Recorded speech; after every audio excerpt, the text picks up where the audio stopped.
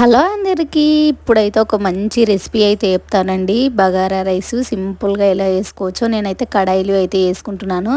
ముందుగా ఆయిల్ అయితే పోసుకొని అందులోకి స్పైసెస్ అయితే యాడ్ చేసుకొని అందులోకి గ్రీన్ బఠానీ అలాగే ఆనియన్ పచ్చిమిర్చి అయితే యాడ్ చేసుకొని అవి కొంచెం మగ్గిన తర్వాత అల్లం వెల్లుల్లి పేస్ట్ అయితే వేసుకోవాలండి.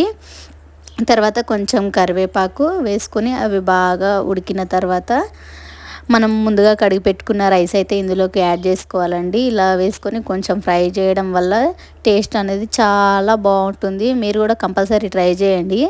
తర్వాత ఒక గ్లాస్కి గ్లాస్న్నర వాటర్ అయితే యాడ్ చేసుకొని ఉడికించుకోవడమే. అన్నం అయితే చాలా పొడి పొడిగా చాలా బాగా వస్తుందండి. టేస్ట్ కూడా చాలా బాగుంటుంది. ఇలా క్యారెట్ అవన్నీ వేసుకోవడం వల్ల హెల్త్కి కూడా చాలా మంచిది. తర్వాత కొంచెం కొత్తిమీర వేసుకొని మూత పెట్టుకుని ఉడికించుకోవడమే. చూసారా ఎంత బాగా వచ్చిందో రైస్. ప్లీజ్ సబ్స్క్రైబ్ చేసుకోండి, అలాగే ఒక లైక్ చేసుకోండి.